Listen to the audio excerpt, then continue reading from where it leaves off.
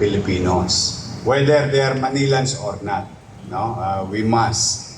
Kailangan mahalin natin ang isa't isa at unawain natin ang isa't isa. Yung ganong level ng pagmamahal.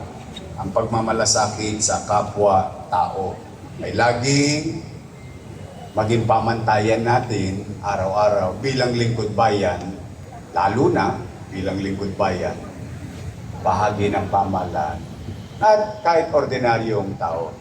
Si Jess ay wala pang asawa. I-announce ko na, Jess. Are you free? Are you available? Single, ready to mingle. Itsura naman. Sabi ng nanay niya, pinakamagandang lalaki sa balat ng lupa. Sabi ng nanay niya yun. Anyway, Jess, happy Valentine. May kadate ka ba nung araw ng mga puso? O ba, meron? Anyway, Jess, thank you very much sa iyo. You've always been there. Since I started as mayor, because we wanted to spread our wings as much as we can so that we can reach or maakap ang kaya nating akapin, lalo na yung ating mga PWDs, na sila ay maunawaan ang mga bagay na ginagawa through communication sa ating pamahalaan para sa mamamayan at kanila. Speaking of maunawaan, naglambing po sa akin yung ating mga retired teacher. A few, I think less than 2 weeks ago, I was informed by Paul na yung ating retired teacher nakabalita. Sunod-sunod ang gaibi. Sabi ng mga retired teacher, sana all. Yung ating mga retired teacher, matagal yan, baka iba dyan, teacher nyo pa. At malamang, teacher ko pa. Kasi po, may isa po tayong ordinansa when I was vice mayor then, yung pong year 2000, o what you called Ordinance 7977. Ito po ay isang ordinansa na nagbibigay ng konting tulong, pagkilala at pagpapahalaga sa mga guro nating naglingkod sa lungsod ng Maynila, sa ating mga paaralan. At sila po ay bibigyan ng pensyon buwan-buwan at maaari nila itong makuha katulad ng iba nating mga binibigyan na tulong na quarterly or bi-yearly. At ang lahat ng teacher na may umabot ng 70 pataas at tatanggap ng pensyon sa lungsod ng Maynila. Yun po yung nakasaad sa ordinansa. 500 pesos a month. Now, naglambing po, ito ba yung ating mga, ma'am, kayo po ba yung secretary? Parang ang sexy nyo pa rin. May asim pa kayo, ma'am. Pasensya na kayo. Nagising kayo ng maaga ngayon. Sila po ang Manila Retired Teachers Association, officer. Ang nilalambing nila, kung po pwede, magulat man kayo hindi, pero yun ang katotohanan. Yung kanilang Enero 2025 hanggang Hunyo man lamang, 6 na buwan, makuha nila. More or less about 3,000 of them in the city of Manila, retired. Ma'am, maraming salamat sa taxpayer. Sa awa ng Diyos at sa ating mga kawani ng pamahalaan at mga department, sa pagbubuti nila, unti-unti tayo at patuloy tayong nililingon ang mga nakaraang obligasyon. Bagamat kahit hindi ko pa ito panahon, but what matter most is that we will recognize previous obligation. So ang request ninyo, January to June 2025. Yun lang po request nyo. Ayaw nyo ba buong taon? Kasi yung request nyo is amounting to 9 million pesos. But last Friday, sabi ko kay Paul, na nag-uusap kami. Sabi ko, Paul, araw ng mga puso. No. Iparamdam natin ang pagmamahal at utang na loob sa ating mga guro. Katulad ko ay one of many product of public education system. Full-blooded from Tulungan Center in Delpan na ngayon ay tinayuan na ng God Andres Bonifacio Hospital. Dati pong Tulungan Center yun. Daycare po ako doon. Dahil nakatira po kami sa Parola. Yung wala pa siyang flyover nung araw. Isa kami sa mga original sa Parola. Bubog at kusot ng San Miguel. Yung kanilang pabrika. Tapos kami po ay nawala sa Parola.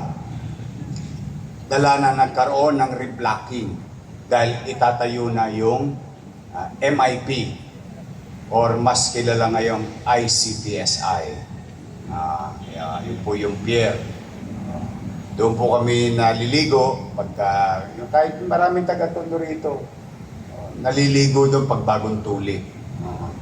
Doon po talaga ang puntahan ng araw. Kasi doon ka pagkatapos mo ilang araw, kasi malinis naman yung dagat ng araw. So after that, when I graduated from Tulungan Center in Delpan, ako po ay nag-aral sa, hindi po siya mababa kasi nakalagay yung mababang paaralan ng Rosauro Almario Elementary School. Fifth floor po yun. Kaya po ko nakukunin. Graduate po ako ng Almario. Tapos, nung ako po yung mag-high school, doon na po sa Tondo High School. Kaya po ako isa sa mga produkto.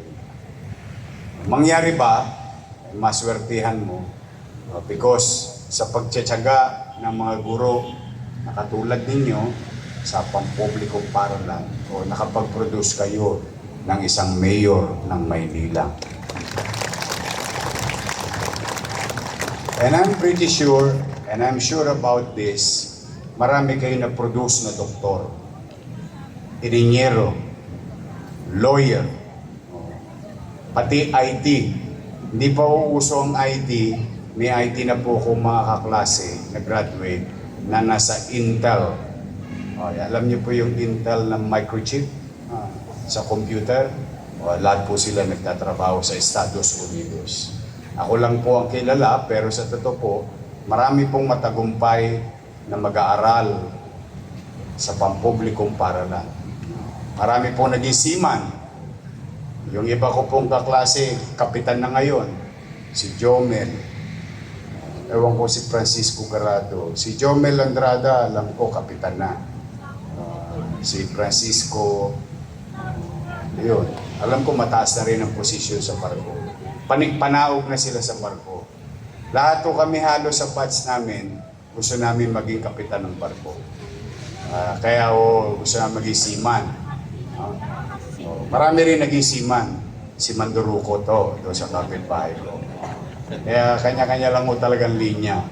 But what I'm trying to say is that sa mga guro ngayon na maaaring makapanood, mga guro na maaaring nakikinig o nanonood, maraming salamat sa inyo. Sa pagtsatsaga nyo sa kakulitan namin bilang mag-aral, bilang isang estudyante. Lahat kasi nung araw pwede pa umangurot sa singit. Pwede pa umabato ng pambura. Pwede pa mapingot. At ang pinakamasakit sa lahat, mahilaan ka ng patilya. Shout out sa mga nahilaan ng patilya dyan. Ngayon yata, hindi na pwedeng gawin yun, no? Alam niyo yung patilya, ewan ko Jess kung nadali ka nito, nakakatangkad po yun. Those were the days in public education system. But we've learned our lesson. We didn't take it against our teacher. Because we know we are at fault. Kaya naman na, mano ba't ako pa naging alkalde, pwede ba namin kayong pabayaan? Kaya malugod ko pong ipaalam sa inyo, January to December 2025 na makukuha niyo. I already advised Paul to release 18 million pesos for our more or less 3,000 retired teachers of Manila. Palakpakan natin yung ating mga guro. Good things come to those who wait. Ay, sabi po yun. Sa Biblia po yata yung, o kung sino man may sabi nun, nakikisabi lang po ako. Yan po ay mararamdaman ninyo ngayong Pebrero 16 hanggang 20. But the thing is, I already signed it last Friday and I advised Paul and the city. Thank you sa City Treasurer's Office. Lagi kayo napupuyat, lagi kayong napapagod. Unti-unti. So, yan ma'am, ang good news namin sa inyo. I love you. Sige. Pati kayo naman. See you next week. May flag ceremony pa naman next week, di ba?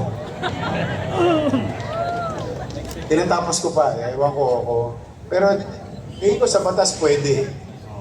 I'm not forced to do such thing, but I have an elbow room. But I decided, they're researching it.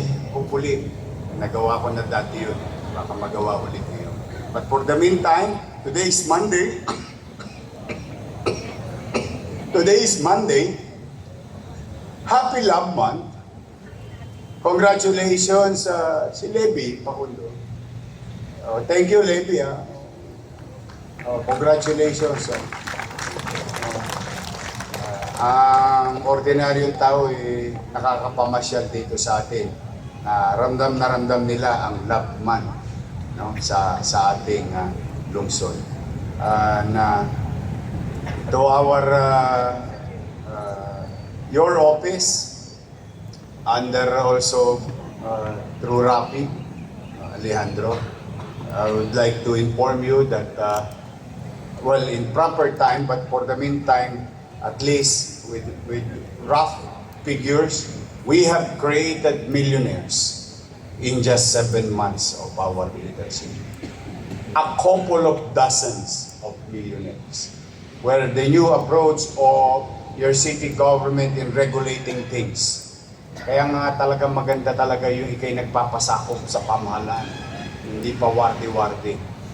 Kumbaga, kapag ang gobyerno talaga ay pinagtuunan ng isang bagay at ang tao ay nakibagay, nakiayon, sumunod, nagkusa, nagdisiplina, it will bring more good things to them.